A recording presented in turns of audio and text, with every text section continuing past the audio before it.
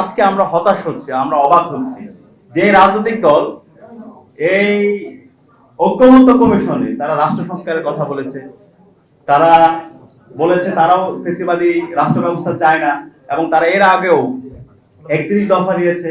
সে 31 দফায় প্রথম দফায় তারা বলেছে তারা সংবিধান সংস্কার পরিষদ করবে, তারা বিচার বিভাগে স্বাধীনতা দিবে, তারা সাংবিধানিক যে প্রতিষ্ঠানগুলো আছে সেই প্রতিষ্ঠানগুলোর তারা স্বাধীনতা দিবে।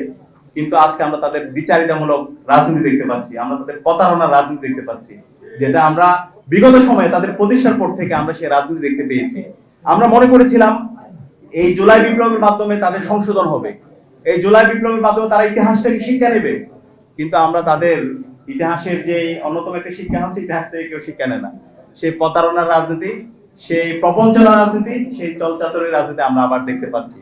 সুতরাং আমরা ছাত্র জনতার পক্ষ থেকে বলতে চাই, আপনাদের এখনো সময় আছে, আপনারা সংশোধন হন।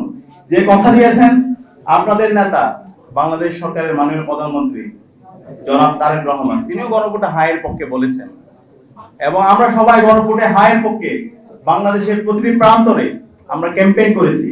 এবং সালাউদ্দিন সাহেব যখন বলেন এই গণভোটের যে 4টা প্রশ্ন ছিল সেটা নাকি ওনার বুঝতে অনেক সময় লেগেছে। শিয়া বাটার ও ভিটামিনে সমৃদ্ধ লিলি বিউটি সোপ, তারুণ্যময় উজ্জ্বল ত্বকের জন্য।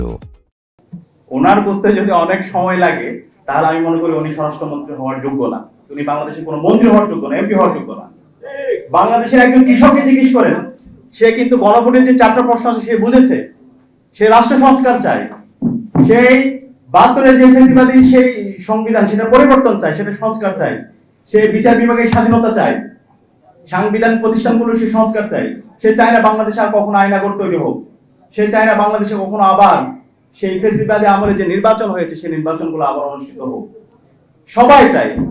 তাহলে সে একজন কৃষক যদি বুঝতে পারে, তাহলে কেন ওনারা বুঝেও না বোঝার ভান ধরছে? তাদের চোখ থাকার পর আমাদের কাছে মনে হচ্ছে তারা অন্ধ, কান থাকার পরও আমাদের কাছে মনে হচ্ছে তারা এখন বধির হয়ে গেছে। সুতরাং দাম্ভিকতা দেখাবেন না, দাম্ভিকতার পরিণতি অহংকার, এটা পতনের কারণ হয়।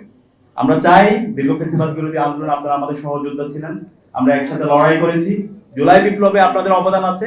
সুতরাং বিগত সময়ে আপনারা যে কমিটমেন্ট দিয়েছেন সংবিধান সংস্কার জন্য, আপনাদের যে প্রস্তাবনাগুলো ছিল, জাতির যে প্রস্তাবনা, সে প্রস্তাবনার আলোকে নিজেদের সবাইকে সাথে নিয়ে রাষ্ট্র গঠনের এই প্রক্রিয়ায় সবাই ঐক্যবদ্ধভাবে কাজ করেন। এবং আমাদের যেই সংবিধান ইতিমধ্যে যে প্রস্তাবনাগুলো ছিল আমাদের জুলাই জাতীয় সনদের, এবং জুলাই জাতীয় সনদের আদেশের ভিত্তিতে গণভোট হয়েছে, গণভোটের ভিত্তিতে আমাদের সংবিধান সংস্কার পরিষদের শপথ হওয়ার কথা, সে আলোকে রাষ্ট্র সংস্কার প্রক্রিয়ায় আপনারা সহযোগিতা করুন।